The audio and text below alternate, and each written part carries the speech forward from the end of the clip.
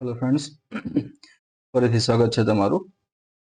ફરીથી એટલા માટે કે હમણાં આપણે પાર્ટ 1 ચાલતો હતો ઓર્બિટનો અને માઇક બંધ થઈ ગયું હતું પાછું, એટલા માટે લગભગ બેટરી લો થઈ ગઈ હશે એટલે ખ્યાલ ના રહ્યો અને બંધ થઈ ગયું હતું આપણું લેક્ચર. બરોબર, તો જ્યાંથી બંધ થયું તો આપણે ત્યાંથી જ ફરીથી શરૂઆત કરશું આની. તો આપણે ચર્ચા કરી રહ્યા હતા HEO વિશે, હાઈ અર્થ ઓર્બિટ વિશે. બરોબર, હાઈ અર્થ ઓર્બિટના બે પ્રકારની વાત આપણે કરી હતી કે પહેલો પ્રકાર કયો ત્યાં આવતો હતો, તો એક છે જીઓ સિંક્રોનસ ઓર્બિટ.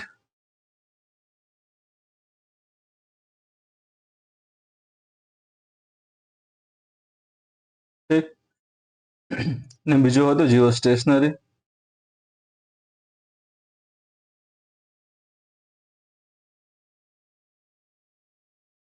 ઓકે, અને એમાંના જે ફર્સ્ટ હતો એવો જીઓ સિંક્રોનસ.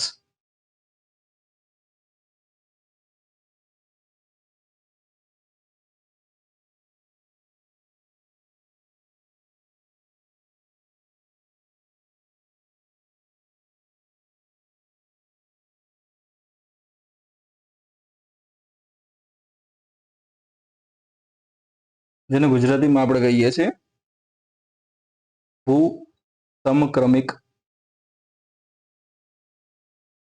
કક્ષા, અથવા બીજું નામ આપી શકીએ ભૂ તુલ્યકાલિક કક્ષા.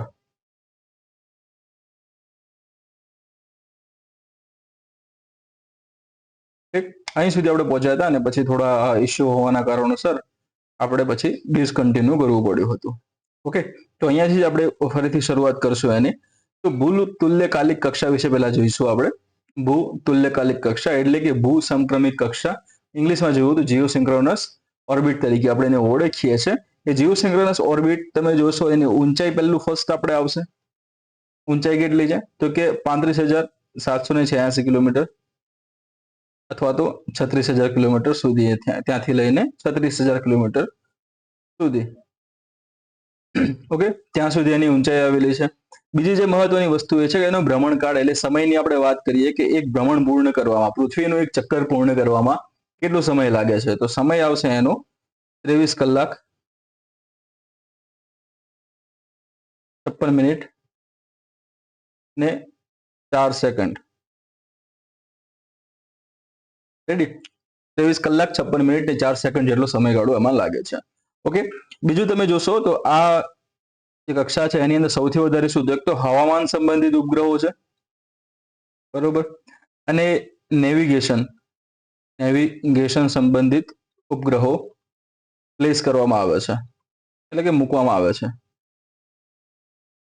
એટલે ઉપયોગ એનો એ પ્રમાણે થશે. રેડી, તો હવામાન અને નેવિગેશન, ઘણી વખતે સંચાર માટેના પણ ઉપગ્રહો આ કક્ષાની અંદર રાખવામાં આવે છે. નેવિગેશનમાં તમને એમ થશે કે હમણાં મીઓ આપણે વાત કરી હતી કે મીઓની અંદર નેવિગેશન સેટેલાઇટ છે. તો મીઓની અંદર નેવિગેશન સેટેલાઇટ મુખ્યત્વે ઘણા બધા દેશોના છે, પરંતુ જો ભારત દેશની વાત કરવામાં આવે તો ભારતના નાવિક જે સેટેલાઇટ છે, નાવિક પૈકી તમે જોવા જાઓ તો 4 સેટેલાઇટ ત્યાં મૂકેલા છે. 7માંથી 3 સેટેલાઇટ જે છે એ જીઓ સ્ટેશનરીમાં રહેલા છે અને બાકીના 4 જે સેટેલાઇટ છે એ જીઓ સિંક્રોનસ ઓર્બિટમાં રહેલા છે. એટલે જીઓ સંક્રનસ જ છે, આપણે એના વિશે ચર્ચા કરી રહ્યા છીએ.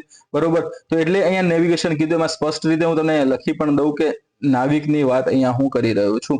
બરોબર, તો આપણે નાવિકના જે 4 સેટેલાઇટ છે ને એ 4 સેટેલાઇટ આ જીઓ સિંક્રોનસની અંદર છે. એટલે એ રીતે આ વસ્તુ આપણી ત્યાં સાબિત પણ થાય છે. હવામાન સંબંધિત બધા ઉપગ્રહો છે તો એ પણ એની સાથે એની અંદર રહેલા આપણને જોવા મળે છે.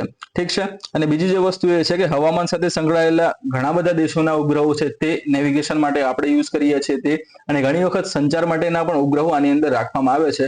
એટલે આમ તમે જોવા જાઓ ને તો બધી રીતે સ્ટેશનરીમાં શું હતું, મુખ્યત્વે સંચાર માટે યુઝ થતો હતો. બરોબર, જ્યારે તમે આ જીઓ સિંક્રોનસની અંદર તમે જોવા જાઓ ને તો એની અંદર તમે એ જે સેટેલાઇટ જોશો તો એમાં મલ્ટિપલ તમને યુઝેજ વાળા, મલ્ટિપલ ઘણા બધા હેતુ યુક્ત ઉપગ્રહો ત્યાં આગળ એમાં મૂકી શકાય એમ છે. બરોબર, એટલા માટે જ આ જે કક્ષા જે છે એ સૌથી વધુ ઉપયોગમાં લેવાતી કક્ષા છે. સૌથી વધુ ઉપયોગમાં લેવાતી કક્ષા પણ છે. ઉપયોગમાં લેવાતી કક્ષા પણ છે. બરાબર, એટલે આ વસ્તુ તમારે ધ્યાનમાં રાખવાનું છે. હવે સામેની તરફ જોવા જઈએ, બીજો એક પ્રકાર છે એનો,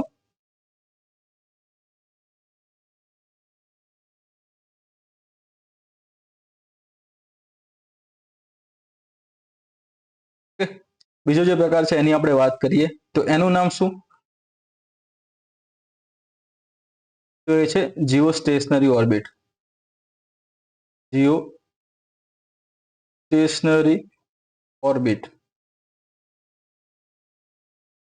જેને ગુજરાતીમાં ભૂ સ્થિર કક્ષા તરીકે પણ ઓળખવામાં આવે છે. રેડી?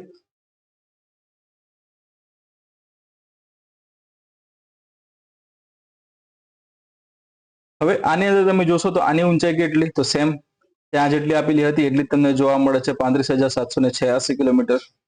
બરોબર, અથવા લમસમ તમે આંકડો લેવા જાઓ તો 36,000 કિલોમીટર.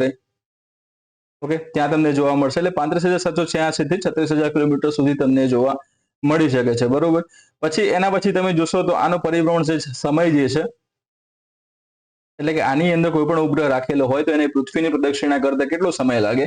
તો એ સમય છે 23 કલાક 56 મિનિટ અને 4 સેકન્ડ. ઓકે, તો એ રીતે પણ તમે જોશો તો આ બંને ત્યાં સેમ થાય છે, ઊંચાઈ પણ સેમ છે, બંનેનો સમયગાળો પણ સેમ છે. પરંતુ આમાં વિશેષતા એ છે કે ફક્ત વિષુવવૃત્ત પર સ્થાપિત. ઓકે, આ વિષુવવૃત્ત ઉપર નહીં આવે. આ વિષુવવૃત્ત સિવાય કોઈ પણ જે નમેલી કક્ષા હશે, કોણીય કક્ષા હશે, એની અંદર તમે આની સ્થાપના કરી શકો છો, જીઓસિંક્રોનસને. જ્યારે જીઓ સ્ટેશનરીની સ્થાપના કરી હોય તો એ ક્યાં રહેશે? ફક્ત ને ફક્ત વિષુવવૃત્ત ઉપર. બરોબર, વિષુવવૃત્તની આગળ વાત થઈ રહી છે એટલે એમાં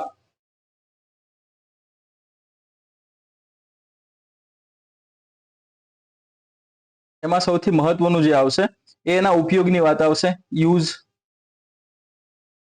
બરોબર, કયા કયા ક્ષેત્રમાં? તો કે આમાં પણ સેમ આવશે, હવામાન સાથે સંબંધિત. ઓકે, બીજી વસ્તુ કઈ? તો કે હવામાન સંબંધિત જે આપત્તિની આગોતરી છે એની વાત અહીંયા કરી રહ્યો છું. તો એ આપત્તિની આગોતરી ચેતવણી આવશે. બીજું આવશે નેવિગેશન, આમાં પણ આવે છે. ઓકે, સંચાર પણ આવશે આની અંદર. ઓકે, સંચારમાં મોબાઈલ ટેલિકોમ્યુનિકેશન આવી જ જાય. બરોબર, મોબાઈલ ટેલિકોમ્યુનિકેશન આની અંદર આવી જશે.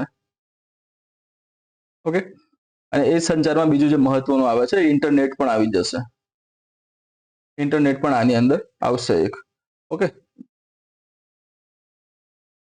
એટલે ખાસ તમે જોશો ને તો હવામાન, નેવિગેશન અને સંચાર, તો સામસામે તમે આ બંનેમાં તમે કમ્પેરિઝન કરશો તો એટલું બધું તમને વધારે ફરક જોવા મળશે નહીં. ફરક જોવા શું મળશે આની અંદર? કે વિષુવવૃત્ત પરિસ્થાપિત છે. એટલા માટે એક લાઈન, એક શબ્દ કહેવામાં આવે છે. અહીંયા અલગ પેનથી લખવું તમને વધારે સારું એવું દેખાઈ શકે એમાં. એટલે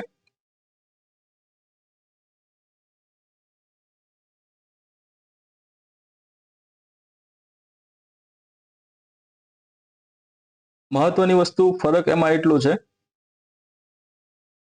કે દરેક જીઓ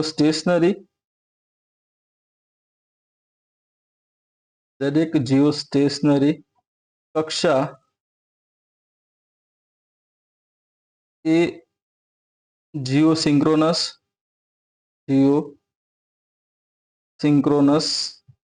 કક્ષા છે, પરંતુ દરેક જીઓસિંક્રોનસ કક્ષા એ જીઓ સ્ટેશનરી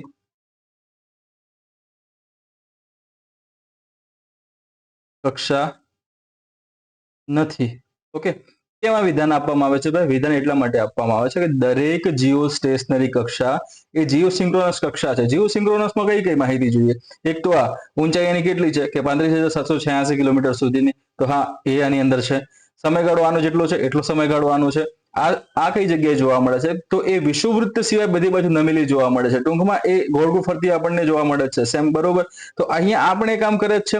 ઓકે, એ વિષુવવૃત્ત ઉપર છે, પેલા કોણીય રીતે ઝૂકેલા છે, ફરક આટલો જ છે, પરંતુ આ છે તો ખરી જ ત્યાં આગળ, બરોબર.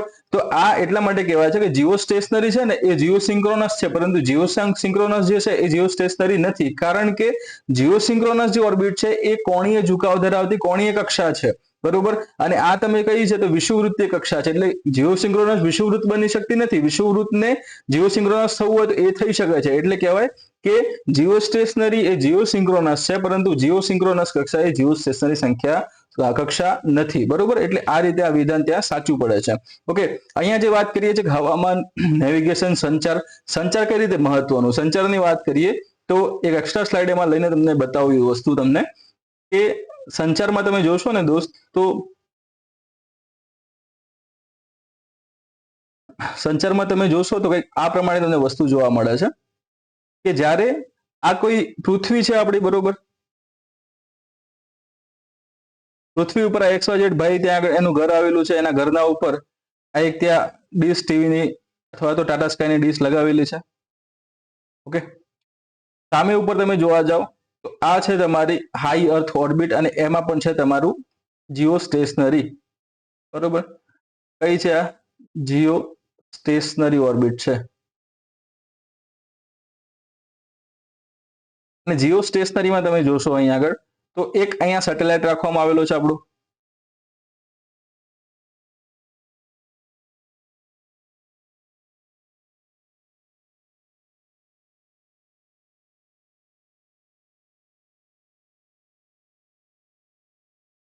ઓકે. હવે અહીંયા શું થાય છે ભાઈ કે એક પહેલા તો આ બાજુ ગ્રાઉન્ડ સ્ટેશન આવેલા હશે, ગ્રાઉન્ડ સ્ટેશન હશે, એ ત્યાંથી જે ડેટા જે પણ છે ને, બરોબર, કોઈ પણ ટીવી ચેનલ કે કોમ્યુનિકેશન જે આ વસ્તુ આખી જે થતી હોય છે, આપણે ICT માં વધારે સારી રીતે જોશું તો આ માટેના સિગ્નલ જે છે ને, સિગ્નલ મોકલવામાં આવશે આ સેટેલાઇટને. સેટેલાઇટને સિગ્નલ મોકલવામાં આવે છે, એના પછી એ સિગ્નલ જે છે એ પાછા મોકલવામાં આવશે પૃથ્વી ઉપર યુઝર બાજુ. દેખાય છે કઈ જગ્યાએ મોકલાય, અને યુઝર તરફ આ સિગ્નલને મોકલવામાં આવે છે. એટલે ગ્રાઉન્ડ સ્ટેશનથી ત્યાં સેટેલાઇટને મોકલવામાં આવે છે, અને સેટેલાઇટથી આ જે તે યુઝર જે છે જેનું મકાન જે છે ત્યાં સુધી એને મોકલવામાં આવે છે. તો જીઓ સ્ટેશનરીમાં ફાયદો એ રહેશે કે જે પૃથ્વી જે છે એ પૃથ્વી પશ્ચિમથી પૂર્વ તરફ ગતિ કરે છે. કઈ તરફ? પશ્ચિમથી પૂર્વ તરફ એ ધરીભ્રમણ કરે છે, બરાબર. અને આ જે જીઓ સ્ટેશનરી કક્ષા જે છે એમાં રાખેલો કોઈ પણ ઓબ્જેક્ટ કે કોઈ પણ ઉપગ્રહ છે, એ ઉપગ્રહ પણ કઈ દિશામાં, તો કે એ પણ પશ્ચિમ દિશામાંથી પૂર્વ દિશામાં તરફ જ ગતિ કરે છે. એટલે આમાં એવું થશે ને કે નીચે જો પૃથ્વી, હવે તમે યાદ કરો પૃથ્વીનો પરિભ્રમણકાર કેટલો, એ પોતાની ધરી ઉપર એને પરિભ્રમણ એને કરવું હોય તો કેટલો સમય લાગશે, ધરીભ્રમણ એ કરે છે તો એ ધરીભ્રમણ માટે કેટલો એનો ટાઈમ લાગશે, કેટલી વારમાં એ આખો એક રાઉન્ડ પૂર્ણ કરશે. તો આપણને ખબર છે એક દિવસ ત્યાં આગળ લાગે છે, પણ એક દિવસમાં પણ એક્ઝેક્ટ ટાઈમ કેટલો, તો એક્ઝેક્ટ ટાઈમ ત્યાં આગળ આવશે 23 કલાક 56 મિનિટ અને 4 સેકન્ડ, બરોબર. હવે આજે જીઓ સ્ટેશનરીની આપણે વાત કરતા હતા, એ જીઓ સ્ટેશનરીની અંદર રાખેલ કોઈ પણ ઓબ્જેક્ટ, એટલે કે અહીંયા ઉપગ્રહની વાત થઈ રહી છે, તો ઉપગ્રહ કેટલો સમયગાળો લેતો હતો એમાં, તો કે એ પણ સેમ 23 કલાક 56 મિનિટ અને 4 સેકન્ડ, બરોબર. એટલે ટૂંકમાં તમે અહીંયા જોઈ શકો છો એ પ્રમાણે કે આ બંને જે ઉપગ્રહો જે છે, અહીંયા જે ઉપગ્રહ જે છે તે ઉપગ્રહ અને નીચે જે ધરતીનું જે ધરીભ્રમણની સ્પીડની વાત કરવામાં આવે, સમયની વાત કરવામાં આવે છે, બરોબર, એ સમયગાળો બંનેનો કેવો છે, તો કે સરખો છે. એટલે સીધી વસ્તુ એમાં કેવી થશે કે અહીંયા તમે નીચેની સ્થાન, એટલે અહીંયા એન્ટેના આવેલું છે તો એને એક્ઝેક્ટ ઉપર તમે જોઈ શકો છો એ પ્રમાણે અહીંયા આ સેટેલાઇટ રહેલો છે. એટલે પૃથ્વી જ્યારે પશ્ચિમથી પૂર્વ તરફ, એટલે કે હવે આ જગ્યા છે એ ફરીને થોડી વારમાં આ બાજુ પણ આવે ને, આ ઘર અહીંયા આગળ આવશે ને, તો આ ઉપગ્રહ પણ કઈ બાજુ આવશે, આ તરફ જ આગળ વધ્યો હશે. તો આગળ વધ્યો હોય તો આપણને સિગ્નલ કેવું મળતું રહેશે, તો અવિરત સિગ્નલ મળતું રહેશે. કેવું? અવિરત સિગ્નલ મળતું રહે છે. એનું કારણ શું? કારણ કે એક્ઝેક્ટ આજે કહેવાય છે ને કે સેટેલાઇટ એટલે આપણે એને કહી શકીએ કે ભાઈ આ સેન્ડર કોણ છે? સેન્ડર છે. અને એની સામે ગ્રાઉન્ડ સ્ટેશન અથવા તો મકાનની આપણે વાત કરીએ, અથવા યુઝર તમે કહી શકો, આ યુઝર જે છે એટલે એને તમે રિસીવર તરીકે તમે ઓળખી શકો છો, બરોબર. આ સેન્ડર આવી ગયું, આ તમારું રિસીવર આવી ગયું. એટલે કે શું કરે છે? યુઝર એને રિસીવ કરે સિગ્નલને, સેટેલાઇટ એને સેન્ડ કરે છે, બરોબર. તો સેટેલાઇટ અને જે યુઝર છે બંને કેવા, તો સીધી રેખામાં આવેલા છે, સીધી રેખામાં આવેલા છે. એ સીધી રેખામાં આવેલા હોવાના કારણોસર એમને વારંવાર વારંવાર એન્ટેના ફેરવવા પડતા નથી, એન્ટેના ફેરવવું પડતું નથી. સમજી ગયા શું કહેવા માંગુ છું? ઓકે, એટલે કે ટૂંકમાં ઉપગ્રહ જે છે ને ઉપર રહેલો છે, જેમ કે જો આ તમને બતાવું એ પ્રમાણે કે આ તમારી પૃથ્વી છે, સોરી આ ઉપગ્રહ છે, બરોબર, આ નીચે પૃથ્વી આવેલી છે. તો ઉપગ્રહ જેમ આ તરફ વધે છે ને પૃથ્વી પણ એ બાજુ પરિભ્રમણ કરવાની છે, બરોબર. તો પૃથ્વી આમ ફરી રહી છે, ઉપગ્રહ આમ ફરી રહ્યો છે. તમે જો એક્ઝેક્ટ નીચે, એટલે અહીંયા આ જે લખેલું તમને દેખાય છે ને એક્ઝેક્ટ સામે જ છે આ. તો જુઓ સામે આમ જ ફરશે બંને, આમ આખું આમ ગોળ ગોળ ફરીને પણ આવશે તો ક્યાં ત્યાં જ ફરીને આવવાનું છે, બરોબર. એટલે વસ્તુ આ જ કહેવા માંગે છે આની અંદર કે આ જે સેન્ડર અને રિસીવર જે બંને છે એ બંને એકબીજાને સામસામે આવેલા છે, અને સામસામે આવેલા હોવાના કારણોસર એમને વારંવાર એન્ટેના ફેરવવાની જરૂર પડતી નથી, એમને અવિરત સિગ્નલ ત્યાંથી મળી રહે છે. ઓકે, તો આ એક વસ્તુ ત્યાં આગળ એની ક્લિયર થઈ. એટલા માટે આ એની ખાસ વિશેષતા છે. એટલા માટે સંચાર માટેના, કોમ્યુનિકેશન માટેના જે ઉપગ્રહો જે છે એને ખાસ કરીને આ જીઓ સ્ટેશનરી ઓર્બિટની અંદર મૂકવામાં આવે છે. નેવિગેશનની વાત કરીએ તો આપણો જે નેવિગેશનનો પ્રોગ્રામ છે IRNSS નો, બરોબર, એ શું છે? IRNSS ની વાત ત્યાં આગળ કરવામાં આવે તો એમાં તમે જોશો કે ટોટલ 7 ઉપગ્રહો આપણે નેવિગેશન માટે મૂકેલા છે. આ 7 માંથી જે 3 ઉપગ્રહો છે એ તમને જીઓ સ્ટેશનરીમાં જોવા મળે છે, ઓકે, અને 4 ઉપગ્રહો છે એ તમને જીઓ સિંક્રોનસમાં જોવા મળે છે. તો આ એનો ફરક છે, આ એનો ત્યાં ફાયદો આપણને જોવા મળે છે. એટલા માટે આ એ રીતે વિશેષતા ધરાવે છે અને ભારત માટે એટલા માટે ખૂબ જ મહત્વનું પણ છે. બીજી વસ્તુ એ છે કે ભારતના એટલે કે મુખ્ય ભૂમિ જે હોય, મુખ્ય ભૂમિનું ત્યાં સરખી રીતે ચોક્કસ નિરીક્ષણ કરવા માટેના ઉપગ્રહો ત્યાં મૂકવા હોય તો એ પણ ત્યાં મૂકી શકવા માટે સક્ષમ છે. એનો પણ ત્યાં આગળ ફાયદો થઈ શકે એમ છે. Okay, ready? નેક્સ્ટ જોઈએ તો નેક્સ્ટ જે ઓર્બિટ છે એનું નામ છે GTO, Jio synchronous transfer orbit તરીકે એને ઓળખવામાં આવે છે. એને જીઓ સિંક્રોનસ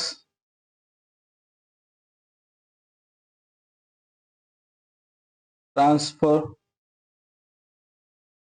ઓર્બિટ તરીકે ઓળખવામાં આવે છે. ઓકે, આ ટ્રાન્સફર ઓર્બિટ ટ્રાન્સફર માટે યુઝ કરવામાં આવે છે.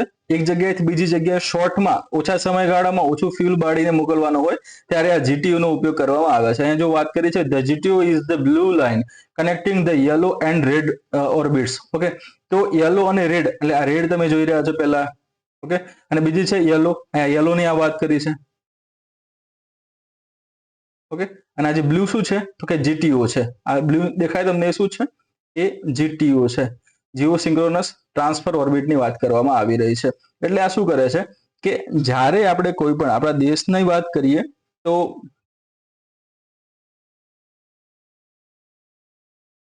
રેડી, આપણા દેશની કોઈ પણ વાત કરીએ તો રોકેટ મોકલવામાં આવે છે અવકાશમાં. તો અવકાશમાં જ્યારે રોકેટ મોકલવામાં આવે છે તો એની સાથે કોઈ ના કોઈ પેલોડ ત્યાં આગળ હોય છે, એટલે કે ઉપગ્રહ હોય છે જોડે, બરોબર. હવે આ રોકેટ એટલે આ એક છે આપણે લિયો છે, ઓકે, એના ઉપર તમને જોવા મળે છે મિયો જોવા મળે છે, અને એના ઉપર તમને જોવા મળે છે HEO. આ HEO માં આપણને જોવા મળશે એક તો સિંક્રોનસ અને બીજું આવે છે સ્ટેશનરી. ઓકે, હવે મારે કોઈ જે સેટેલાઇટ છે આ સેટેલાઇટને સ્ટેશનરી સુધી પહોંચાડવો છે, એટલે સ્ટેશનરી સુધી પહોંચાડવા માટે મારે શું કરવું પડશે? આ રોકેટને છેક જીઓ સ્ટેશનરી ઓર્બિટ સુધી મોકલવું પડશે. એટલે કે 35,786 કિલોમીટર સુધી મારે આ રોકેટને ત્યાં મોકલવું પડશે, ત્યારે હું ઉપગ્રહને ત્યાં આગળ પ્લેસ કરી શકીશ અને ત્યાં લોન્ચ કરી શકીશ, બરોબર. તો અહીંયા સુધી મોકલવામાં સૌથી વધુ શેની જરૂર પડશે? તો એક તો ઉન્નત ટેકનોલોજીની જરૂર પડશે, બીજી વસ્તુ એક ફ્યુલ, સારું એવું ફ્યુલની જરૂર પડશે. ફ્યુલની વાત કરીએ એટલા માટે ફ્યુલ મફત આવવાનું નથી, એટલે કે ખર્ચ ત્યાં આગળ વધશે, બરોબર. ફ્યુલ તો વધારે યુઝ થવાનું છે, ખર્ચમાં પણ વધારો થશે, ટેકનોલોજી પણ ઉન્નત તમારે વિકસાવવી પડશે. એના પછી સમય પણ ત્યાં આગળ એનો ત્યાં વધારે થશે. આની કમ્પેરિઝનમાં તમે જોવા જાવ તો ઓછો સમય છે, પરંતુ આજે સમય એટલે કે સમય ફક્ત ને ફક્ત લોન્ચિંગ માટેની વાત નથી થઈ રહી. આ જે પણ તમે રોકેટની જે બનાવટ કરી રહ્યા છો એના એસેમ્બલિંગનો ટાઈમ કહો કે પછી એના અલગ અલગ પાર્ટ બનાવવાનો ટાઈમ કહો, તો એમાં ખૂબ જ પછી વધારો ત્યાં આગળ થઈ જશે. કારણ કે છેક ઉપર સુધી મોકલવાનું છે રોકેટને, એટલે એની આજુબાજુમાં બુસ્ટર્સ પણ લગાવવા પડશે. ઓકે, તો આપણે બધું કામ કરવાનું નથી. એનાથી બેસ્ટમાં બેસ્ટ રસ્તો કયો? તો એને એમ કીધું કે અહીંયાથી તમારે રોકેટને બહાર કાઢવાનું છે, બરોબર. આ ભાઈ ત્યાં આગળ આવે છે, એ માર્ગદર્શક છે, ત્યાંના એ રસ્તાના સારા એવા જાણકાર છે. એટલા માટે એને શું કીધું કે ભાઈ ચિંતા ના કરવાનું, અહીંયાથી રોકેટ બહાર કાઢવાનું, બહાર કાઢીને લિયોમાં તને કક્ષા ઓર્બિટ મળી જશે, બરોબર. આ ઓર્બિટ આ રીતે આ ગોળ ગોળ પૃથ્વીની ગોળ ગોળ આ પ્રમાણે ફરતી હોય છે. તો તારે શું કરવાનું? કે લિયોમાં જવાનું છે, બરોબર, અને લિયોમાં આ નજીકની ઓર્બિટ જે છે એમાં તારે ફરવાનું છે, અને જ્યારે તો અહીંયા પહોંચવા આવે ને એટલે અહીંયાથી તારે શું કરવાનું છે કે સેટેલાઇટની અંદર જે એન્જિન છે એન્જિન ચાલુ કરીને અચાનક થ્રસ્ટ આપવાનો છે, બરોબર. તો એન્જિન ચાલુ કરીને અચાનક થ્રસ્ટ આપવામાં આવે જેના કારણે સ્પીડ ખૂબ જ વધી જશે, અને વધવાને કારણે આ પ્રમાણે એની ઓર્બિટ બની જશે પછી. ઓકે, તો આ પ્રમાણે જેવી ઓર્બિટ બની ને તો ઓર્બિટ ક્યાં સુધી લંબાઈ ગઈ? ડાયરેક્ટલી જેવો સ્ટેશનરી સુધી. એટલે આ જે અવકાશયાન છે ને એને છેક સુધી લઈ જવું પડશે નહીં, એ અહીંયા ખાલી લિયોમાં ઉપગ્રહને મૂકી આપશે. એના પછી આ લિયો જે છે આ ટ્રાન્સફર ઓર્બિટનો ઉપયોગ કરીને છેક ઉપર જીઓ સિંક્રોનસ સુધી પહોંચી જશે. કઈ રીતે? કારણ કે જે સેટેલાઇટ જે હોય છે એ સેટેલાઇટની અંદર પણ એના એન્જિન્સ હોય છે, એના એન્જિન ત્યાં લગાવેલા હોય છે, અથવા તો તમે કહી શકો એના થ્રસ્ટર્સ અંદર લગાવેલા હોય છે, જેને ધક્કો આપવાનો એને પુશ કરવાનું કામ કરે છે. અહીંયા કઈ રીતે પુશ કરશે? જુઓ, અહીંયાથી તેને જ્યારે પ્રક્ષેપણ કરવામાં આવે છે ત્યારે કોઈ પણ આ જો રેડ લાઈન તમને પૃથ્વી નીચે બતાવી રહ્યો છું, ઓકે, અહીંયા પ્રક્ષેપણ કરવામાં આવે છે ત્યારે નજીકની કક્ષા સુધી આ રોકેટ પહોંચે છે, અને રોકેટ ત્યાં આગળ પહોંચીને પછી સિમ્પલી આ ઉપગ્રહ છે અને આ નજીકની કક્ષામાં મુક્ત કરી દે છે. ઉપગ્રહને અહીંયા છોડવામાં આવે એના પછી રોકેટ પોતાનું ઉપગ્રહ જે છે એ ઉપગ્રહ પોતાનું થ્રસ્ટર અથવા એન્જિન ચાલુ કરીને અચાનક સ્પીડ વધારશે, અને સ્પીડ વધારવાના કારણે છેક દૂર સુધી એ પહોંચી જશે, બરોબર. અને આ જે વસ્તુનો ઉપયોગ કર્યો, આ જે કક્ષાનો ઉપયોગ કર્યો એ કક્ષાને કહેવામાં આવશે જીઓ સિંક્રોનસ ટ્રાન્સફર ઓર્બિટ, બરોબર. તો આ રીતે આ ઓળખાય છે. આનું સાદું ઉદાહરણ તમને આપું ને તો તમે ઉત્તરાયણ હોય, ઉત્તરાયણ વખતે તમે લંગસિયા લડાવ્યા જશે, બરોબર. તો તમે જ્યારે લંગસિયા લડાવો એટલે એ એક ઓપ્શન છે. બીજું, તમે ખેતરની અંદર ખેડૂતો દ્વારા વપરાતી ગોફણ, ઓકે, તો એમાં શું કરો છો? વચ્ચે પથ્થર રાખી દો છો ત્યાં આગળના ભાગમાં, બરોબર, અને પછી આમાં ગોળ ગોળ તમે ફરાવો છો. તો ગોળ ફરાવો છો એટલે કેવું ત્યાં માર્ગ ઉત્પન્ન થાય છે. ઓકે, સિમ્પલ આ કોન્સેપ્ટ ઉપર જ આ સેટેલાઇટ જે છે એ ગતિ કરીને આગળ વધતું જોવા મળશે. તમે જેટલી ગોફણ ઉપર વધારે સ્પીડ તમે આપશો, જે પ્રમાણે તમે એને ગોળ રાઉન્ડ તમે બનાવશો એ પ્રમાણે ગોળ રાઉન્ડ બનશે. અને તમે વિચારો કે એક તબક્કો એવો આવે છે, એક પોઈન્ટ એવો આવે છે જ્યારે તમે જે છેડો છે હાથમાંથી એને તમે છોડી દો છો. છોડવાના કારણે પથ્થરને શું મળે છે? થ્રસ્ટ મળે છે. અચાનક એ ખૂબ જ ઝડપથી કેન્દ્ર ત્યાગી બળથી બહાર ફેંકાય છે. એટલે ફેંકાવાની જે ઝડપ, જે વેગ જે છે એને આપણે પલાયન વેગ તરીકે પણ ઓળખ્યા હતા, એ અતિશય ઝડપથી આગળ જતો જોવા મળે છે, અને આગળ જઈને એ પાછો નીચેની તરફ પડશે. પરંતુ તમે જોજો, તમે ગોળ ગોળ ફરાવતા હતા તેનો મતલબ એમ નથી કે પથ્થર તમારો ગોળ ગોળ ફરે, ના, એ પલાયન વેગ એને ત્યાં આગળ લાગુ પડે છે, ને પછી એ અચાનક કેન્દ્ર ત્યાગી બળ ઉત્પન્ન થવાના કારણોસર એ દૂર જઈને ત્યાં ફેંકાય છે. તો સેમ અહીંયા પણ આ જ વસ્તુ થાય છે. અહીંયાથી એ થ્રસ્ટર જ્યારે ઓન કરવામાં આવે છે ત્યારે અતિશય સ્પીડથી એ આગળ વધે છે, ને આ આગળ વધે છે, ને જે માર્ગ જે રચાય છે એને કહેવામાં આવે છે ટ્રાન્સફર ઓર્બિટ. ઓકે દોસ્ત, ક્લિયર આટલી વસ્તુ?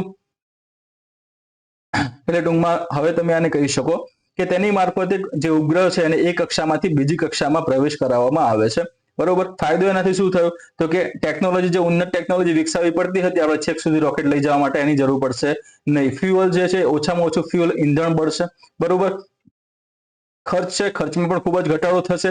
જે સમયની વાત કરીએ તો જે મોટા રોકેટ બનાવવા માટે જે સમય લાગે છે એના કરતા ઓછો સમય આ નાના રોકેટ બનાવીને એને બીજા બાકીના પૈસા વધે છે ને બીજી જગ્યાએ બીજા વિકાસના કાર્યોમાં વાપરી શકાય એમ છે. ઓકે, તો આ એક સૌથી મોટી અને મહત્વની અચીવમેન્ટ આપણે એને કહી શકીએ છીએ, બરોબર. હવે એના પછી તમે જોઈ રહ્યા છો એ પ્રમાણે કે મોલનિયા ભ્રમણ કક્ષા છે, મોલનિયા ભ્રમણ કક્ષા.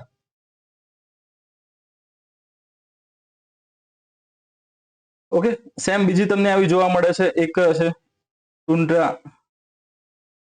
ટુન્ડ્રા ભ્રમણ કક્ષા. બંનેની ઇસેન્ટ્રિસિટી થોડી અલગ છે, પણ ટુન્ડ્રા જે ભ્રમણ કક્ષા જે છે એનો ટાઈમિંગ છે 24 hours,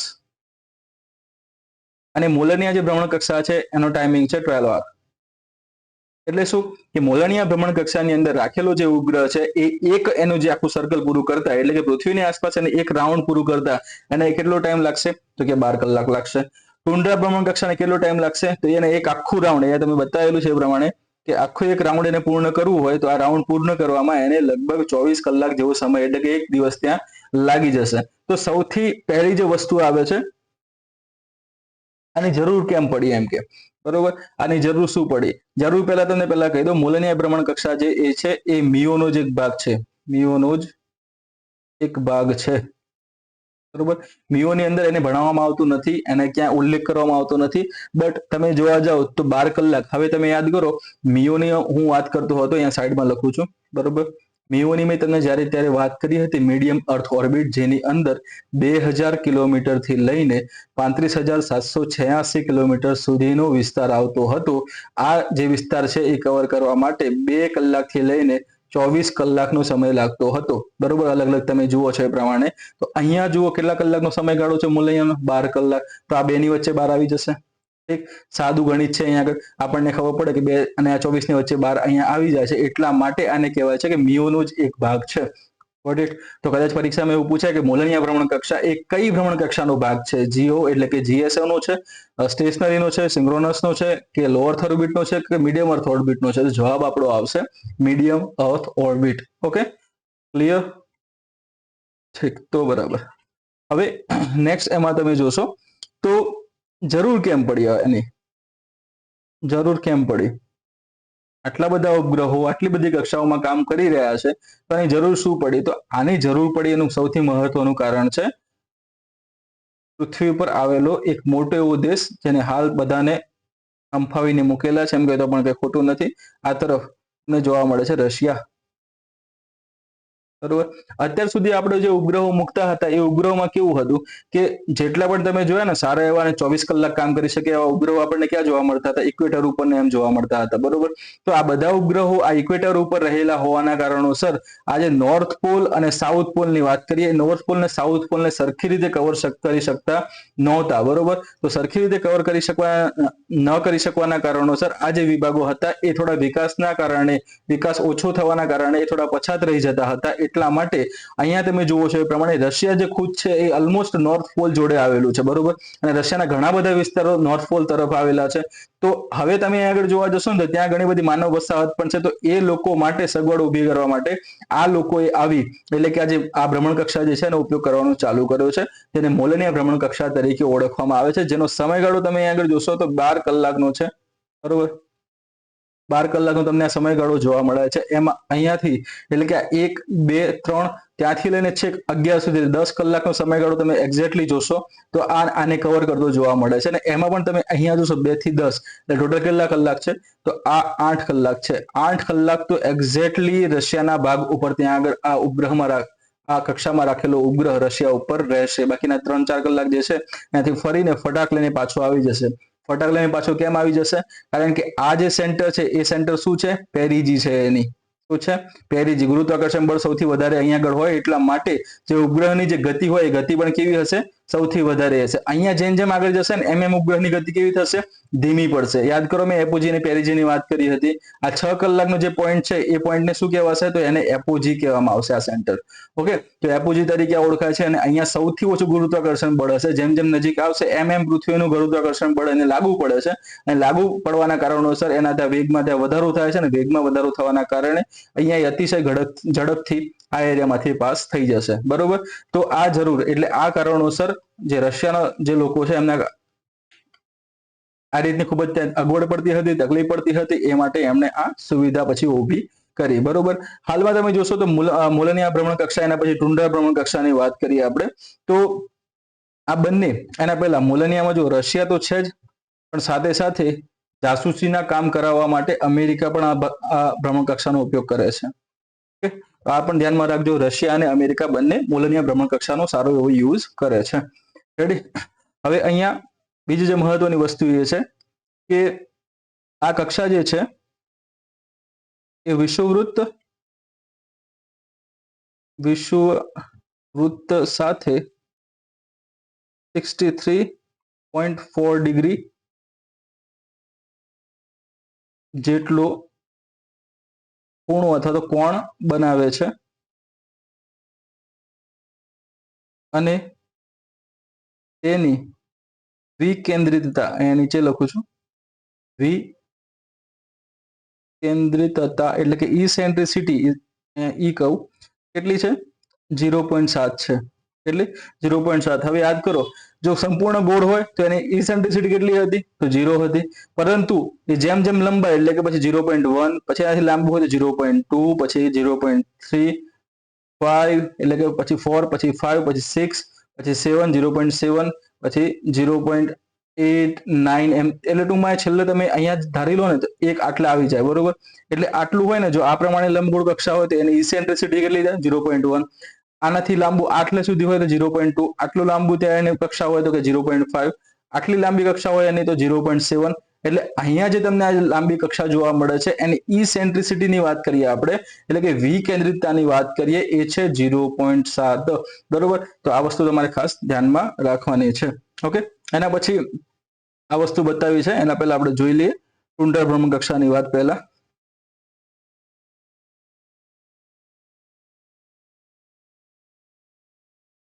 એના માટે સ્લાઇડની જરૂર પડશે હજુ આપણે એક મસ્તીની તો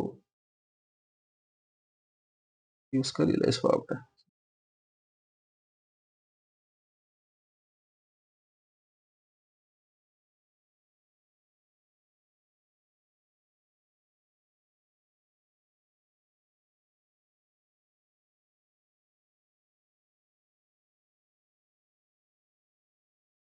બીજી છે ટુંડ્રા ભ્રમણ કક્ષા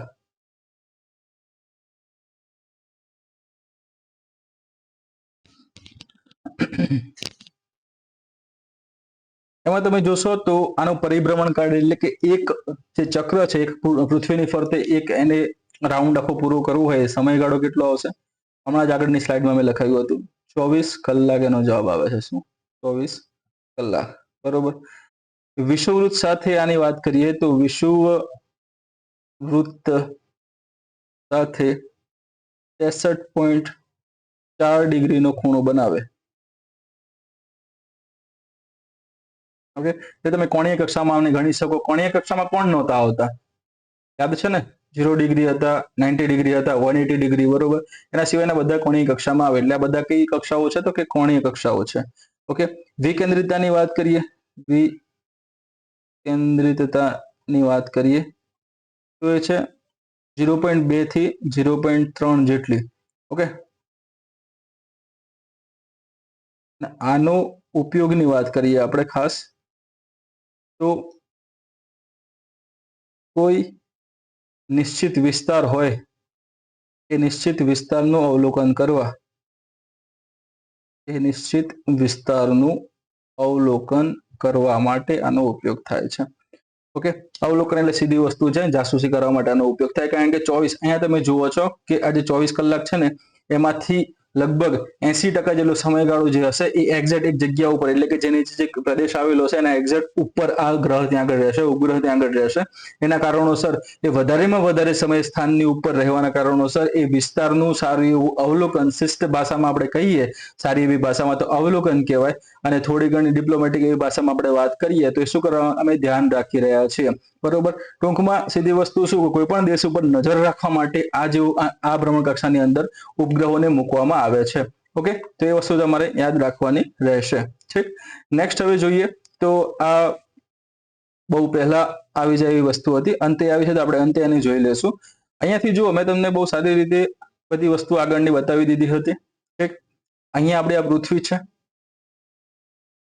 આપણી પૃથ્વી છે બરોબર હવે અલગ અલગ ત્યાં વિસ્તારો અલગ અલગ ત્યાં વસ્તુઓ આપેલી છે કે જેમ કે જુઓ ઓર્બિટલ પીરિયડ અહીંયા ઉપર શું બતાવે છે ઓર્બિટલ પીરિયડની વાત કરવામાં આવે છે આ 5 કલાક છે બરોબર 10 કલાક લાગે છે પછી જુઓ અહીંયા આગળ 12 કલાક આવશે પછી 13 કલાક પછી 14 કલાક પછી 15 કલાક આવે છે ઓકે તો ક્રમશઃ તમે જુઓ છો ને જેમ કે જુઓ અહીંયા જીપીએસ લખેલું છે જીપીએસમાં કેટલા કલાક છે અહીંયા આગળ તો આ 10 નું આટલે છે 11 નું આટલે છે 12 ને આટલે છે એટલે જીપીએસ માટેના જે ઉપગ્રહો જે છે એ ઉપગ્રહને પોતાની કક્ષા પૂર્ણ કરવા માટે કેટલો સમય લાગે છે તો 12 કલાક એક દિવસ અડધા દિવસની અવધિ ત્યાં આગળ એને લાગે છે ઓકે તો આ જીપીએસ ની વાત કરી ગેલેલિયોમાં કેટલા કલાક છે તો ગેલેલિયોના 15 કલાક છે એટલે ગેલેલિયો જે સેટેલાઇટ જે છે એના બરોબર એ નેવિગેશન માટે વપરાતા જે સેટેલાઇટ છે એ બધા સેટેલાઇટનો સમયગાળો કેટલો રહેશે એક ચક્ર પૂર્ણ કરવાનો તો કે 15 કલાક ઓકે તો આ વસ્તુ ત્યાં બતાવી ઓર્બિટલ પીરિયડની ત્યાં વાત કરેલી છે છેલ્લે તમે જુઓ જીઓ સ્ટેશનરી અર્થ ઓર્બિટ અહીંયા આગળ આપેલી છે એટલે એને કેટલો સમયગાળો લાગશે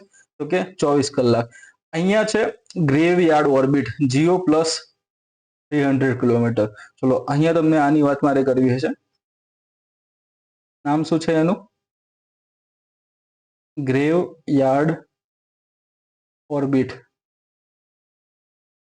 શું કહે છે જીઓ પ્લસ 300 કિલોમીટર, એટલે કે જીઓ એટલે કે આપણી અર્થ ઓર્બિટની વાત ત્યાં આગળ થઈ રહી છે. જીઓ સ્ટેશનરી, જીઓ સિંક્રોનસ બધી હતી ને, એની લાસ્ટ કેટલી હતી તો કે 36,000 કિલોમીટર એનો લાસ્ટ આંકડો હતો. એના વત્તા તમે કરી નાખો 300, બરોબર, તો કેટલા થાય 36,300 કિલોમીટરથી આ જે ગ્રેવિયાર્ડ ઓર્બિટ છે શરૂ થઈ જાય છે. ગ્રેવિયાર્ડ ઓર્બિટનો ફાયદો શું, તો અહીંયા ધારો કે આ પૃથ્વી છે, એની આજુબાજુમાં તમને આ લો અર્થ ઓર્બિટ જોવાય છે, એના પછી તમને આ મીડિયમ અર્થ ઓર્બિટ જોવા મળે છે, એના પછી તમને જોવા મળે છે એ છે જીઓ સ્ટેશનરી અથવા તો જીઓ સિંક્રોનસ અર્થ ઓર્બિટ તમને જોવા મળે છે, બરોબર. જીઓ તરીકે ટૂંકમાં આપણે ઓળખીએ છીએ, હિયો પણ આપણે એને કહીએ છીએ. પણ જીઓમાં તમે જુઓ, હવે અહીંયા કોઈ ઉપગ્રહો રાખેલા હશે ને, એ ઉપગ્રહોને જો પૃથ્વીની તરફ એટલે કે આ તરફ આગળ લાવીએ આપણે, બરોબર, એ નષ્ટ કરવા માટે, પૃથ્વીના વાતાવરણમાં પ્રવેશ કરવા માટે, તો વચ્ચે મીડિયમ અર્થ ઓર્બિટ અને લો અર્થ ઓર્બિટ બંને ત્યાં આગળ આવે છે, બરોબર. તો એવી શક્યતાઓ વધી જાય છે કે આ બે કક્ષાઓમાં રહેલા ઉપગ્રહો ઉપર જે એટલે કે જે જીઓમાં રહેલો ઉપગ્રહ જે નિષ્ક્રિય થઈ રહ્યો છે નીચે લાવવાનો, નીચે એને પાડીને વાતાવરણમાં જે ઘર્ષણ થશે, ઘર્ષણ થવાના કારણે સળગી ઉઠશે.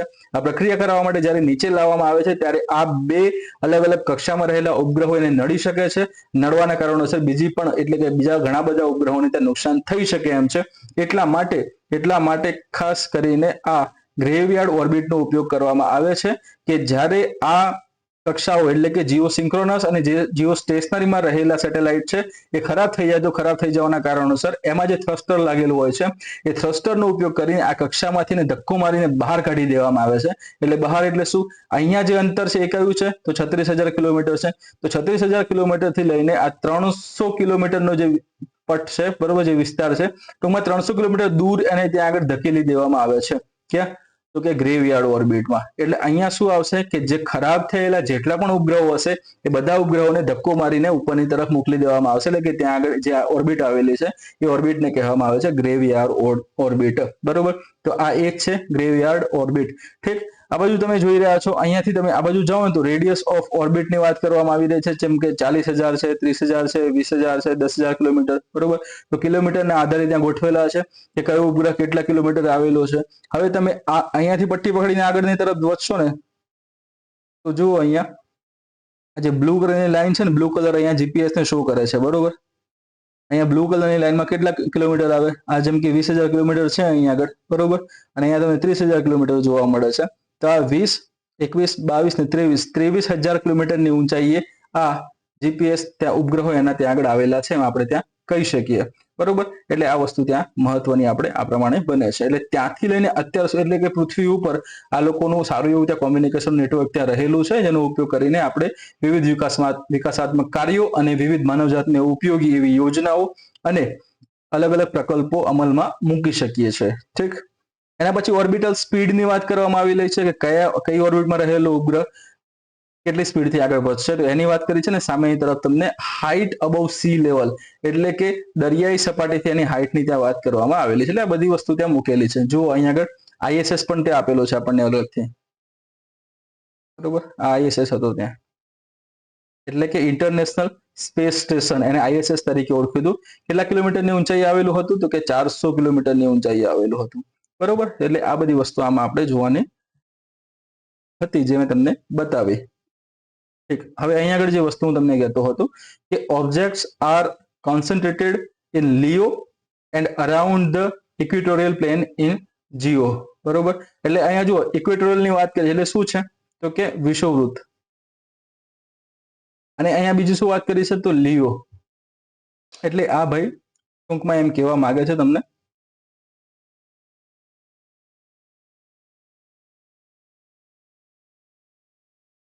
આ ભાઈ ટૂંકમાં તમને એવું કહેવા માંગે છે કે સૌથી વધારે ઉપગ્રહ કક્ષાની અંદર રાખવામાં આવે છે તો કે આ જે જીવો જે હતા એની અંદર રાખવામાં આવે છે, બીજા લિયોમાં રાખવામાં આવે છે.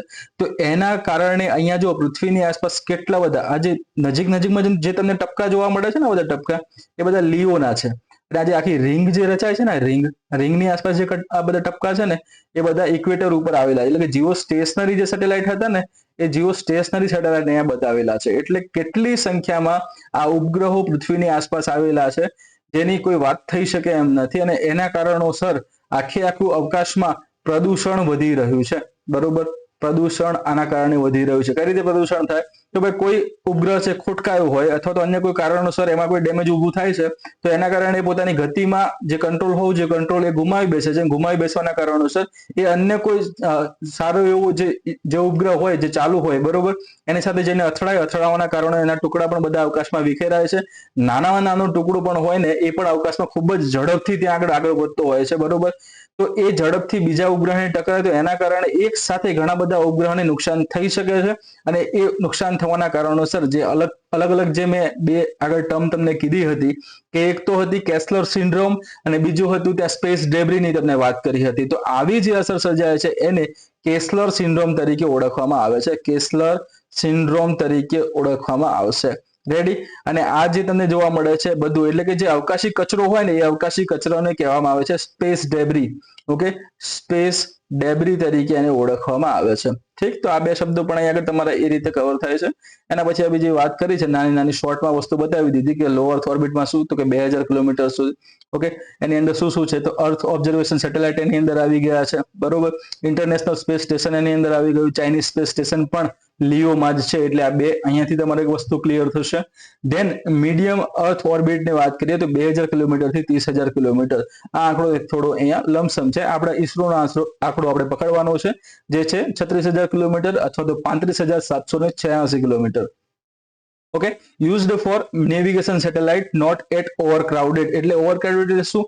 હાલમાં ત્યાં આગળ એટલું બધું ટ્રાફિક થયું નથી. કારણ કે અહીંયા સૌથી વધારે એનો ઉપયોગ શેના માટે કરવામાં આવે છે તો ફક્ત અને ફક્ત નેવિગેશન સેટેલાઇટ માટે જ ઉપયોગ કરવામાં આવે છે. એટલા માટે ત્યાં હજુ ભીડ થઈ નથી. એના પછી જીઓ સ્ટેશનરી અર્થ ઓર્બિટની વાત કરીએ તો 36,000 કિલોમીટરની ઊંચાઈએ છે. યુઝડ ફોર ટેલિકોમ્યુનિકેશન સેટેલાઇટ એટલે કે દૂરસંચાર માટેના ઉપગ્રહો માટે. દૂરસંચારમાં બધું તમારું આવી જશે. ફોન કરવો, હેલો બોલો, મેસેજ મોકલવો, પછી ટીવી સાંભળવી બરોબર. આ બધા જેટલા પણ સિગ્નલ સાથે સંકળાયેલા અલગ સંચાર સાથે સંકળાયેલા અલગ જેટલા પણ ઉપકરણો છે બરોબર એ આ માધ્યમ દ્વારા ત્યાં જોડાતા આપણને જોવા મળે છે. ઓકે, તો આટલી કક્ષાઓ આપણે મહત્વની હતી જે જોઈ છે. 2800 કિલોમીટરે વાત કરી છે. Altitude achieved by most powerful North Korean ballistic missile test બરોબર. નોર્થ કોરિયાની જે બેલિસ્ટિક મિસાઇલ છે એને 28 કિલોમીટર સુધીની ત્યાં આગળ ઊંચાઈ એમણે હાંસલ ત્યાં કરી છે ત્યારે આ વાત હતી બરોબર. હવે તેનાથી પણ ઘણા આગળ નીકળી રહ્યા છે. ચલો, હવે આજે આપણો ટોપિક હતો કે ઓર્બિટની વાત કરતા હતા અને ઓર્બિટના અલગ ટાઈપ્સની વાત કરી એટલે કે ટૂંકમાં કક્ષા અને કક્ષાના પ્રકારોની જે વાત કરી એની સાથે જે પણ આપણે સબ ટોપિક જોયા છે એમાંથી જેટલા પણ પ્રશ્નો અગાઉની પરીક્ષામાં પૂછાયેલા છે જે પીવાયક્યુ જેને આપણે કહીએ છીએ એ હવે આવી ગયા છે. ઠીક, તેમાં પહેલો પીવાયક્યુ જોઈએ. ઉપગ્રહો વિશે નીચેના પૈકી કયું અથવા કયા વિધાન અથવા વિધાનો સાચું અથવા સાચા છે? જીપીએસસી ની પરીક્ષા હતી 2021માં એમાં આ પ્રશ્ન પૂછાયો હતો. પહેલું વિધાન છે ભૂસ્થાયી એટલે કે જીઓ સ્ટેશનરી ઉપગ્રહ પશ્ચિમથી પૂર્વ તરફ ભ્રમણ કરે છે. યાદ કરો મેં તમને કીધું હતું પૃથ્વી કઈ બાજુ ભ્રમણ કરશે? પશ્ચિમથી પૂર્વ એટલે કે વેસ્ટ ટુ ઈસ્ટ ત્યાં આગળ ગતિ કરે છે. તો જીઓ સ્ટેશનરી ક્યાં રાખવામાં આવતા હતા? તો ઇક્વેટર ઉપર જ રાખવામાં આવતા હતા. અને એ પણ કઈ રીતે ભ્રમણ કરતા હતા? તો કે વેસ્ટ ટુ ઈસ્ટ એ પણ ત્યાં પરિભ્રમણ કરતા હતા. ત્યાંથી એ આ કક્ષાને અનુસરતા હતા બરોબર. એટલા માટે આ વિધાન કેવું છે? પશ્ચિમથી પૂર્વ વાળું સાચું છે. ઓકે, બીજું છે ભૂસ્થાયી એટલે કે જીઓ સ્ટેશનરી ઉપગ્રહનો પરિભ્રમણ સમય કેટલો છે? 24 કલાકનો છે. તો હા, લમસમ તમે જોવા જાઓ ત્યાં આગળ તો 23 કલાક 56 મિનિટ અને 4 સેકન્ડ છે બરોબર. પરંતુ તમે આમ ઉપરછલ્લી રીતે જોવા જાવ તો સમયગાળો તમે 24 કલાક કહી શકો છો. એટલે આ બે વિધાન એટલે કે ઓપ્શન સી જે સાચો જવાબ આવશે. એ અને બી બંને ત્યાં આગળ એના સાચા જવાબ બને છે બરોબર. નેક્સ્ટ જોઈએ પ્રશ્ન. તો નીચેના પૈકી કયામાં જીઓ સ્ટેશનરી ઉપગ્રહોનો ઉપયોગ થાય છે? એસટીઆઈ ની પરીક્ષા હતી 2021 ની એની અંદર પ્રશ્ન પૂછાયો હતો કે શેની અંદર જીઓ સ્ટેશનરી ઉપગ્રહનો ઉપયોગ થાય છે? તો પહેલું છે મોબાઈલ ટેલિકોમ્યુનિકેશન અને ઇન્ટરનેટ મારફતે ડેટા ટ્રાન્સમિશન. આ એક વસ્તુ એટલે ટેલિકોમ્યુનિકેશનની વાત આપણે હમણાં થોડી વાર પહેલા કરી હતી બરોબર. રેડિયો અને ટેલિવિઝન સંકેતોનું પ્રસારણ, આપત્તિની આગોતરી ચેતવણી અને નેવિગેશન. તો અહીંયા આગળ આપણો ઓપ્શન આવશે ડી 1 2 3 4. ટેલિકોમ્યુનિકેશનની વાત મેં તમને કરી હતી એની સાથે આ સંકળાયેલું છે. ઓકે, રેડિયો અને ટેલિવિઝન સંકેતોની પ્રસારણની આપણે વાત કરીએ તો હા, ટેલિવિઝનની વાત પણ મેં તમને હમણાં કરી હતી. તો આ વિધાન પણ કેવું છે? સાચું જ છે. આ ઓપ્શન પણ સાચો છે. ત્રીજું છે આપત્તિની આગોતરી ચેતવણી, તો એ પણ મેં તમને કીધું હતું, યાદ કરો, જીઓ સિંક્રોનસમાં જીઓ સ્ટેશનરીના બે અલગ અલગ ટાઈપની આપણે વાત કરતા હતા ત્યારે મેં તમને કીધું હતું કે આપત્તિની આગોતરી ચેતવણી એટલે કે હવામાનની સાથે સાથે હું આ વસ્તુ બોલ્યો હતો, એટલે આ વસ્તુ પણ કેવી છે, સાચી.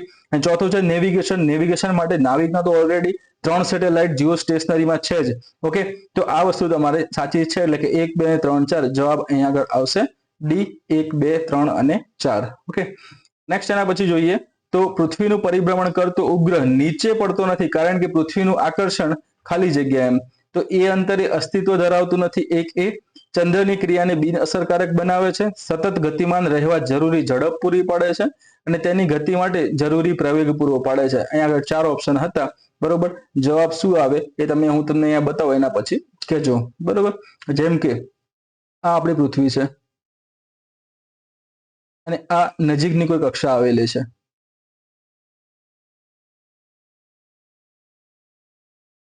ઓકે, આ કક્ષામાં કોઈ ઉપગ્રહ રહેલો છે.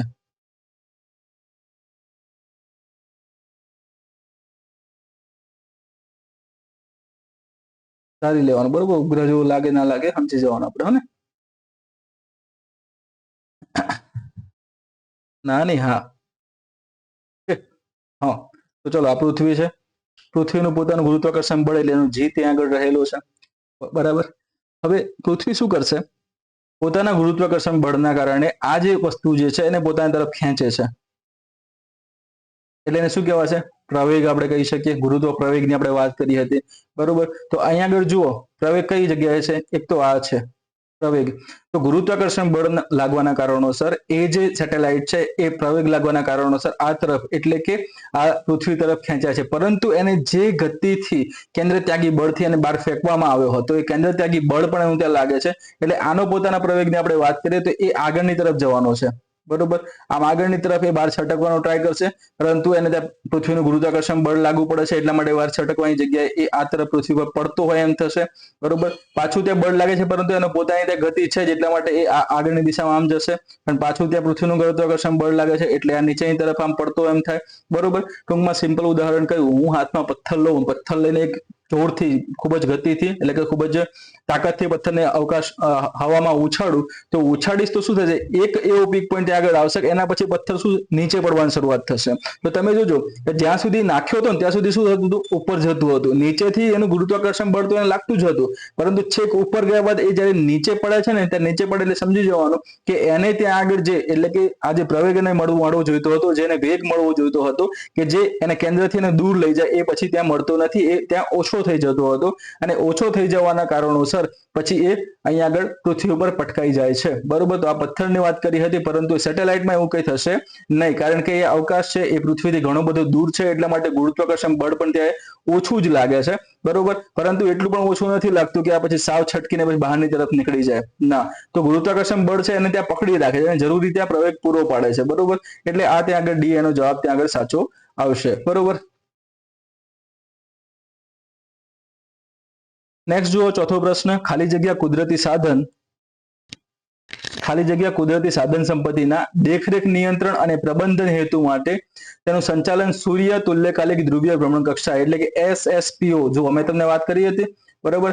SSO, SSPO બંને ત્યાં આગળ તમે એને કહી શકો છો, ખાતેથી કરવામાં આવે છે. STI ની પરીક્ષા હતી 2021માં પ્રશ્ન પૂછાયો હતો, ઓકે.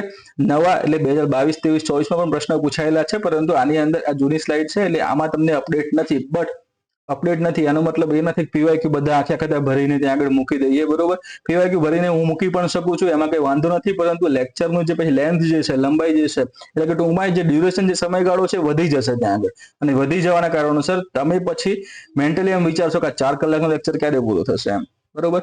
એટલા માટે આ ખાલી મોડેલ ક્વેશ્ચન જ છે. PYQમાં મોડેલ ક્વેશ્ચન હું લઈને આવ્યો છું, જે તમને બતાવે છે કે આપણે જે ભણીએ છીએ, કે હું તમને જે ભણાવું છું એ ટોપિક કેટલો ઇમ્પોર્ટન્ટ છે, ત્યાંથી પ્રશ્ન પૂછાય જ છે, બરોબર. એટલે આ વસ્તુ ત્યાં એ શ્યોરિટી આપે છે કે ના, આપણે એમને એમ કે કચરો ભણતા નથી, જે પણ ભણી રહ્યા છે એ બધું કામનું ભણી રહ્યા છે, અને એના આ પુરાવા છે, બરોબર. PYQ ની જગ્યાએ હું આને પુરાવા માટેના ક્વેશ્ચન એમ પણ કહી શકું, ઓકે. STI 2021માં પ્રશ્ન પૂછાયો હતો, 3 ઓપ્શન છે, દૂરસંચાર ઉપગ્રહ, નેવિગેશન ઉપગ્રહ અને રિમોટ સેન્સિંગ એટલે કે દૂર સંવેદન ઉપગ્રહ. અહીંયા સ્પષ્ટ વાત કરી છે, કુદરતી સાધન સંપત્તિના દેખરેખ, નિયંત્રણ અને પ્રબંધન હેતુ માટે, ઓકે. હવે અહીંયા વાત કરીએ દૂરસંચાર ઉપગ્રહ શું કરશે તો કે કોમ્યુનિકેશન કરે ભાઈ, શું કરે? કોમ્યુનિકેશન એટલે કે સંચારનું કામ કરે. ઓકે, તો આ સાધન સંપત્તિના દેખરેખ અને નિયંત્રણમાં સંચારનું શું કામ? કઈ કામ નથી, એટલે આ ના આવે. ઓકે, નેવિગેશનનું આનું શું કામ કે ભાઈ સાધન સંપત્તિનું દેખરેખ ને નિયંત્રણ ને પ્રબંધન, નેવિગેશન એમાં કઈ કામ જ નથી, એટલે આ પણ શું નહીં આવે. રિમોટ સેન્સિંગ દૂર સંવેદન એટલે કે દૂર સંવેદન આવે કે હા આવે. દૂર સંવેદન શું કરશે તો આ સેટેલાઇટ ઉપરથી એટલે કે અહીંયા જે આ પૃથ્વી છે આપણી બરોબર, તો આ સેટેલાઇટ ઉપર છે ને તો નીચેની તરફ આ જે તે એરિયામાં કવર કરતો હશે, બધા એરિયાના બધો વિસ્તાર એના કંટ્રોલમાં હશે, એ ત્યાં જોઈ શકશે, એના ત્યાં આગળ ત્યાંથી એ જોઈ શકે છે. જોઈ શકવાના કારણોસર એ આખો જે વિસ્તાર છે એનો એક ડેટા નક્કી થશે. એ ડેટાનું પછી એનાલિસિસ વારંવાર એનાલિસિસ એનું કરવામાં આવે છે બરોબર. જેમ કે તમે ઘણી વખતે જોયું હશે કે એક વિડીયો ફરે છે કે પૃથ્વી 1990 માં આવી હતી, પછી 91 માં આવી, 92, 93, 94, 95 એમ ફાસ્ટ એ આખો ત્યાં સીન એના ફરે છે, અને ફરવાના કારણે છેલ્લે પછી 2024 માં આવે ને ત્યાં સુધીનો સીન બતાવે છે બરોબર. એટલે દરેક વર્ષમાં એ પૃથ્વીના ફોટા બતાવે છે. તે ફોટા ઉપર કોણ પાડવા ગયું? આપણે કોઈ પાડવા ગયા નથી. એ ફોટા ક્યાંથી મળે છે આપણને? તો એ જે ફોટા જે છે બધા જે ક્લિક કરવામાં આવે છે એ બધો જ કાર્યક્રમ આ રિમોટ સેન્સિંગ સેટેલાઇટ દ્વારા કરવામાં આવે છે. એ લોકો પાસે આનો ડેટા હોય છે કે પૃથ્વી 2024 અથવા તો 25 માં કેવી છે અને 1994 માં કેવી હતી. ઓકે, તો પછી ડેટાનું પછી એ શું કરશે? કમ્પેરિઝન કરે છે. એટલા માટે અહીંયા જવાબ શું આવશે? 3 રિમોટ સેન્સિંગ. કારણ કે કુદરતી સાધન સંપત્તિની વાત કરી છે એટલા માટે રિમોટ સેન્સિંગ જ આવશે. આગળ આપણે ઉપગ્રહોનો અભ્યાસ કરશું એટલે ઉપગ્રહોમાં તમને સારી એવી રીતે આ વસ્તુને બતાવવામાં આવશે. હું તમને બતાવીશ. એટલે જવાબ શું આવશે? અહીંયા ફક્ત 3 આવશે, સી જવાબ આવશે. ઓકે, લાસ્ટ ક્વેશ્ચન છે એમસીક્યુ માં કે વર્તમાન સમયમાં મોટાભાગના દૂરસંચાર ઉપગ્રહો ભૂસ્થાયી ભ્રમણ કક્ષામાં એટલે કે કઈ જીઓ સ્ટેશનરી. ઓકે, હવે ભૂસ્થિર હોય કે ભૂસ્થાયી હોય એનો જવાબ ત્યાં જીઓ સ્ટેશનરી જ રહેશે. એટલે આ વસ્તુ પણ તમે સમજજો. ભૂસ્થાયી ભ્રમણ કક્ષામાં મૂકવામાં આવે છે. પૃથ્વી પરના એક જ સ્થળ પર રહેવા માટે ભૂસ્થાયી ઉપગ્રહ સીધો જ ખાલી જગ્યાની ઉપર હોવો જોઈએ. આપણે એસટીઆઈ 2021 ની પરીક્ષામાં પૂછાયો હતો. તો કર્કવૃતની ઉપર હોવું જોઈએ, ઉત્તર અથવા દક્ષિણ ધ્રુવની ઉપર હોવું જોઈએ, વિષુવવૃત્તની ઉપર હોવું જોઈએ કે ઉપરોક્ત પૈકી કોઈને? શું જવાબ આવે આની અંદર? જો મેં તમને કીધું હતું કે એક્ઝેક્ટ ઉપર શેના ઉપર હોવું જોઈએ? તો જે આ યુઝર જે છે ને, જે રિસીવર આપણે કહી શકીએ બરોબર, એના એક્ઝેક્ટ ત્યાં ઉપર હોવું જોઈએ. એની આપણે વાત એ વખતે કરી હતી ને. ઉપગ્રહ અહીંયા ફરતો હતો. આ ઉપગ્રહ જે ફરતો હતો ને એટલે જેના કારણે એન્ટેના જે હોય ને, એન્ટેના આપણે વારંવાર હલાવવું પડતું નહોતું, ફરાવવું પડતું નહોતું. કેમ? કારણ કે લાઇન ઓફ સાઇટમાં છે, એક્ઝેક્ટ સામેની દિશામાં, એટલે કે એક્ઝેક્ટ ઉપર જ છે. તો ઉપર એ કઈ કક્ષામાં હતો? તો એ ઇક્વેટર ઉપર હતો, જેને ગુજરાતીમાં આપણે કહીએ છીએ વિષુવવૃત્ત ઉપર એ સેટેલાઇટને રાખેલો છે. એટલે જવાબમાં શું આવશે? અહીંયા પણ સી જવાબ આવશે. વિષુવવૃત્ત એનો જવાબ રહેશે બરોબર. તો અહીંયા આપણું જે ઓર્બિટનું જે ટોપિક જે છે ઓર્બિટનો એ સંપૂર્ણપણે અહીંયા આગળ પૂરો થાય છે. આગળ ઓલરેડી ઓર્બિટનો પાર્ટ 1 મૂકી દીધો હતો. આ ઓર્બિટનો પાર્ટ 2 હતો. કારણ કે મેં તમને વાત કરી એ પ્રમાણે માઇકમાં થોડી ખાના ખરાબી અથવા તો બંધ થઈ જવાના કારણોસર રેકોર્ડ નહોતું થયું. ઓકે, તો આ પાર્ટ 2 આવી ગયો છે અને આની નોટ્સ એટલે કે પાર્ટ 1 અને પાર્ટ 2 જે છે બંનેની નોટ્સ એટલે એ હમણાં આ વિડીયો મુકાતાની પછી મૂકી દેવામાં આવશે બરોબર. મળીએ હવે નવા લેક્ચર 8 સાથે, જેની અંદર આપણે સેટેલાઇટ્સ વિશે અભ્યાસ કરીશું અને એના પછી આપણે લોન્ચિંગ વ્હીકલ્સ વિશે અભ્યાસ કરીશું. ત્યાં સુધી જય હિન્દ, જય ભારત. શાંતિથી વાંચજો, શાંતિથી તૈયારી કરજો.